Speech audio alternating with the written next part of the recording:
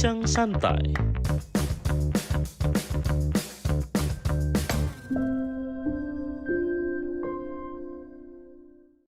Bismillahirrahmanirrahim. Assalamualaikum warahmatullahi wabarakatuh. Waalaikumsalam warahmatullahi wabarakatuh. Apa kabar sahabat muslimat yang berbahagia? Insya Allah kita semuanya dalam lindungan Allah Subhanahu wa Ta'ala. Ya, alhamdulillah dalam kesempatan ini kita dapat bertemu lewat dunia maya.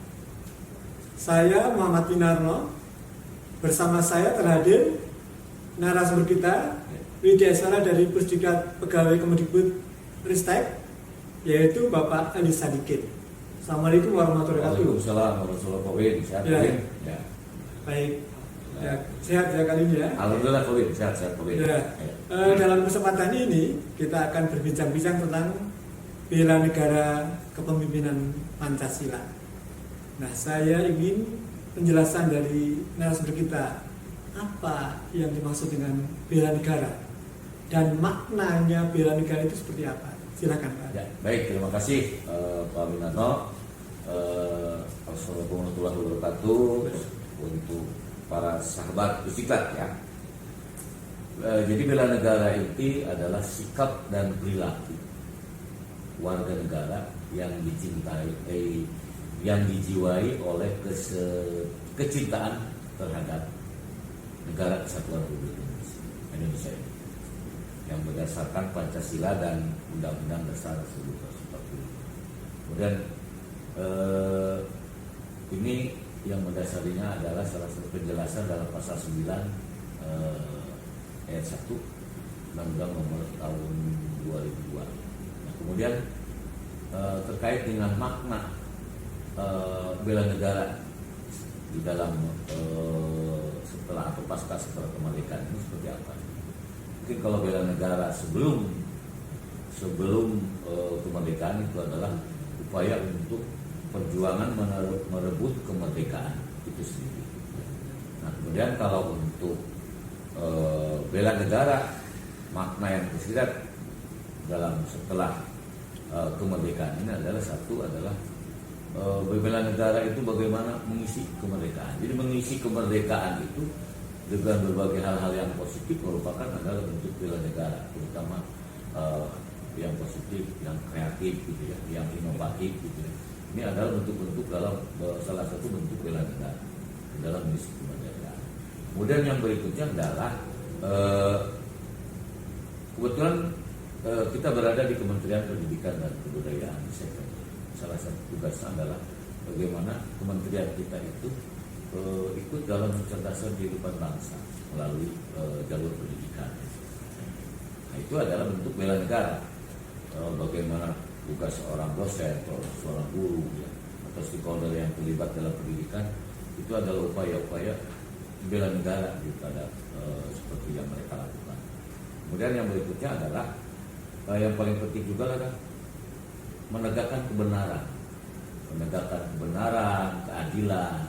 Itu adalah upaya bela negara. Orang mungkin sepintas ketika terjadi ada satu hal yang buruk atau yang negatif atau yang kurang baik dibiarkan. Nah, sebenarnya artinya orang itu tidak cinta pada negara ini karena ada pembiaran di situ. Nah, sehingga dari situlah unsur bela negara itu. Oh, ternyata bela negara itu salah satunya penegakan kebenaran dan keadilan. Kemudian juga yang berikutnya adalah menghormati pemimpin negara ini, menghormati lembaga negara ini, kemudian dan instansi pemerintah adalah bentuk bela negara bagi seorang warga terhadap negara. Jadi seperti itu Pak. Ya. Baik. Jadi kalau ruang lingkupnya, ruang lingkup nilai-nilai bela negara seperti apa? Nah,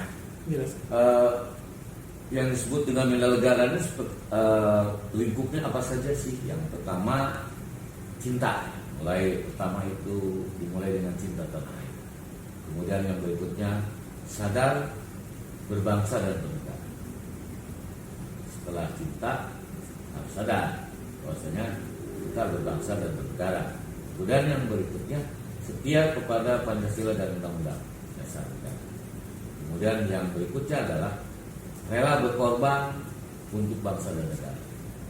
Kemudian yang kelima mempunyai semangat untuk mewujudkan negara yang berdaulat, adil dan makmur. Jadi semangat mewujudkan negara yang berdaulat, adil dan makmur itu merupakan nilai-nilai yang terkandung di dalam bela negara. Ya, 5 nilai-nilai tadi. Dalam pelatihan kepemimpinan aspirator itu ada materi bela negara, kepemimpinan Pancasila. Penekanannya pada aktualisasi. Gambarnya seperti apa aktualisasi di sini? Ya, baik. Kan dewasa ini nih banyak orang yang ingin mengaktualisasikan diri dengan berbagai kegiatan dan kreativitas agar kehadiran diakui. Jadi, aktualisasi yang mereka lakukan cenderung unik dan beragam. Sehingga satu orang dengan orang lain tentunya berbeda. Sehingga setiap orang memiliki keunikan tersendiri. Ini terkait dengan aktualisasi diri. Berkaca dari teori Maslow mengatakan bahwasanya aktualisasi diri adalah satu proses menjadi diri sendiri dan mengembangkan sifat-sifat dan potensi psikologis. Jadi di situ ada unsur menjadi diri sendiri, kemudian mengembangkan sifat-sifat dan potensi psikologis yang unik. Jadi bagaimana aktualisasi ini terbentuk ketika proses menjadi diri sendiri, mengembangkan sifat-sifat dan potensi yang unik. Seperti itu Pak Win. Jadi di dalam harapannya, di dalam diklat kepemimpinan administrator ini, bagaimana seorang pemimpin itu menjadi dirinya sendiri. Kemudian bagaimana seorang pemimpin itu dapat mengembangkan sifat-sifat, tentunya sifat-sifat positif ya. Nah, kemudian yang berikutnya, kemudian dia juga mengembangkan potensi psikologis yang ada atau yang unik. Nah, sehingga semua ini semata-mata untuk kemajuan organisasi. Nah, seperti itu. Oke, baik. Jadi kalau tadi aktualisasi gambaran soal maka kalau tadi aktualisasi untuk cinta tanah air itu seperti apa? Cinta tanah air ya. Jadi bagaimana seseorang atau warga negara atau seorang pemimpin ya, menyadari bahwasannya kita lahir di negara Indonesia ya. Hidup dan mati kita dibentuk dari hasil bumi yang ada. Contoh warga negara kehidupan di Indonesia itu semua hidup dengan hasil bumi dari negara kita sendiri ya. Nah, sehingga karena menghasilkan banyak hasil bumi, sehingga setiap tingkal wilayah yang ada di Indonesia harus kita jaga untuk kedaulatan. Jadi kedaulatan itu harus tetap dijaga ya. Sehingga bentuk aktualisasi cinta tanah air itu bukan jargon saya cinta tanah air saja, tetapi diaktualisasikan atau diperlihatkan dengan perilaku-perilaku kita warga negara atau pemimpin. Jadi bahwasanya memang kita cinta terhadap tanah air dengan apa? Perilaku yang mencerminkan bahwa kita itu cinta tanah air. Nah, Lembaga Pertahanan Nasional atau Lemhanas menyimpulkan ada 8 aspek kehidupan nasional yang terdiri dari yang dipecah menjadi 2. Yang pertama Trigatra, yaitu terkait dengan kehidupan ilmiah, yaitu kedudukan geografis, kemudian keadaan dan kekayaan alam, serta keadaan dan kemampuan manusia dalam ini sumber daya. Ini yang disebut dengan Trigatra. Kemudian Trigatra ya. Kemudian ada juga ada 5 aspek yang disebut dengan Pancadata, terkait dengan ideologi, politik, kemudian sosial, budaya, pertahanan dan keamanan. Jadi aktualisasi bela negara cinta tanah air ini berarti seseorang atau perilaku orang itu harus mencerminkan bagaimana dia memelihara kekayaan alam, memelihara potensi alam, kemudian menggunakannya dengan bijak tentang kekayaan alam. Nah, itu adalah bentuk daripada aktualisasi nilai cinta tanah air terkait dengan kekayaan alam. Oke, baik. Ya. Jadi aktualisasi cinta tanah air ya. Bentuk selanjutnya tentang kesadaran berbangsa dan bernegara. Aktualisasi seperti apa, Pak? Ya. Tentang kesadaran bernegara ini kita melihat dalam dua dalam dua frame atau dalam dua hal. Yang pertama yaitu tentang kesadaran berbangsa dan merupakan adalah untuk menciptakan nilai-nilai kerukunan, persatuan dan kesatuan. Jadi menciptakan kerukunan.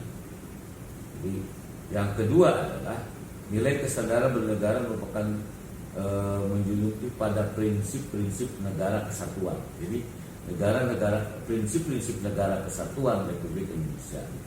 Nah, jadi ini kesadaran berbangsa ini dilihat dari kesadaran berbangsa terkait dengan yang pertama yaitu menciptakan nilai-nilai kerukunan, persatuan dan kesatuan, keragaman. Kemudian yang berikutnya adalah menjunjung tinggi prinsip-prinsip dasar negara. Seperti itu. Dua poin yang penting di dalam aktualisasi kesadaran berbangsa dan bernegara. Satu lagi yang saya tanyakan tentang keyakinan dan kesetiaan kepada Pancasila, itu aktualisasi seperti apa? Baik. Nah, untuk aktualisasi tentang keyakinan dan kesetiaan kepada Pancasila ini begini maksudnya. Bagaimana aktualisasi seseorang atau warga negara ini kita melihat dari sisi teori pemenuhan kebutuhan Maslow. Bahwasanya manusia itu punya pemenuhan yang hierarki atau bertahap, mulai dari aktualisasi diri, kemudian penghargaan, kemudian di situ orang itu perlu kasih sayang, kemudian manusia itu perlu akan kebutuhan psikologis. Nah, ini